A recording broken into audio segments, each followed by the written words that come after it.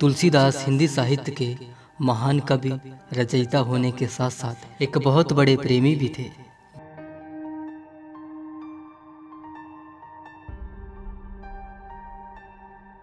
जो प्यार में इस कदर डूब गए थे कि मुर्दे को लकड़ी का टुकड़ा समझकर नदी पार कर गए और सर्प को रस्सी समझकर घर में घुस गए।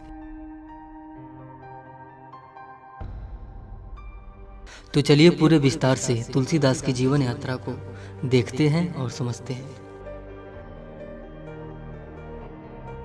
तुलसीदास का जन्म 1511 ईस्वी में सोरोसुकुर क्षेत्र कासगंज में हुआ था, जिसका वर्तमान नाम एटा है।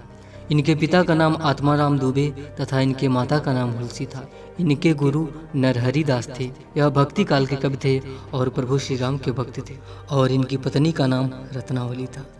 इनकी मृत्यु 1623 ईस्वी में राजापुर जिला बांदा में हुई थी। तो चलिए अब देखते हैं तुलसीदास की प्रेम यात्रा से प्रभु यात्रा तक का सफर।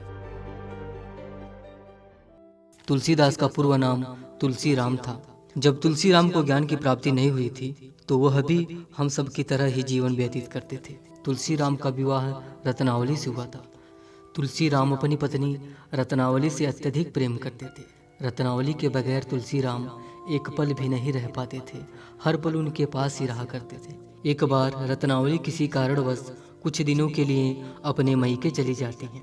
इधर तुलसी राम अपनी पत्नी की याद में तड़पने लगते हैं और आखिरकार तुलसी राम रत्नावली की जुदाई बर्दाश्त नहीं कर पाते और आधी रात को ही अपनी पत्नी से मिलने के लिए निकल पड़ते हैं। बरसात का मौसम था, चारों तरफ पानी ही पानी भरा पड़ा था, लेकिन तुलसी राम को ये दिख नहीं रहा था। तुलसी राम के ससुराल के रास्ते में एक नदी पड़ती है जो पानी से भरी पड़ी थी और आधी रात होने के कारण साथ ही बरसात होने के कारण मल्लाह भी घर जा चुका था। तभी तुलसी राम ने देखा कि नदी में एक लकड़ी का टुकड़ा बह रहा है, जबकि वह लकड़ी का टुकड़ा नहीं एक लाश था।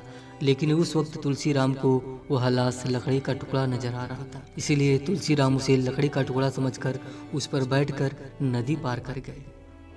और नदी पार करके जैसे ही तुलसी राम अपने ससुराल पहुंचे, वहां सीधे दरवाजे से न जाकर खिड़की के दरवाजे से अपनी पत्नी के कमरे में घुसने लगे। तभी तुलसी राम ने देखा कि खिड़की पर एक रस्सी लटक रही है, जबकि वह रस्सी नहीं बल्कि सांप था। लेकिन वह सांप तुलसी राम को रस्सी नजर आ रहा था और उस सांप को पकड़कर तुलसी राम अपनी पत्नी के कमरे में घुस जाते हैं। थके हारे और भीगी हुई हालत में जब रत्नावली तुलसी राम को देखती हैं तो कहती हैं, आप इस समय यहाँ बरसात के मौसम में और इतनी रात को? चारों तरफ पानी ही पानी भरा पड़ा है, सारे रास्ते बंद पड़े हैं और बारिश भी हो रही है, फिर भी आप कैसे चले आए? तुलसी राम कहते हैं, प्रिय, हमें आपकी बहुत चिंता हो रही थी। हम आपके बिना रह नहीं सके क्योंकि हम आपसे प्रेम करते हैं और हम आपसे इतना प्रेम करते हैं कि आपके बिना हम एक क्षण भी नहीं रह सकते। तुलसी राम की यह बात सुनते ही रत्नावली उन्हें धिक्कारती हैं और कहती हैं, अस्थि चर्म मम देह, अस्थि चर्म मम देह, तासु ऐसी प्रीत, नेकू जो होती राम से तो काहे भवगीत। रत्नावली इस दोहे के माध्यम से ही कहना चाहती हैं, मेरे अस्थियों से, मेरे शरीर से आपको जितना प्रेम है, अगर उस प्रेम का आधा भी अगर आप प्रभु श्री राम से कर लेते हैं तो आप भवसागर पार हो जाएंगे, आपको भगवान के दर्शन हो जाएंगे, आपको मोक्ष की प्राप्ति हो जाएगी।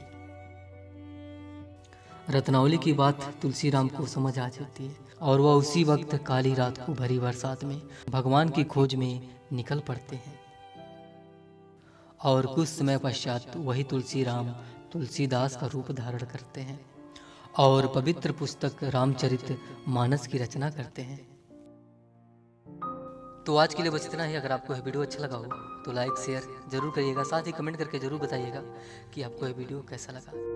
तो मिलते हैं अगले हफ्ते एक नए वीडियो के साथ। धन्यवाद। जय श्री सीताराम।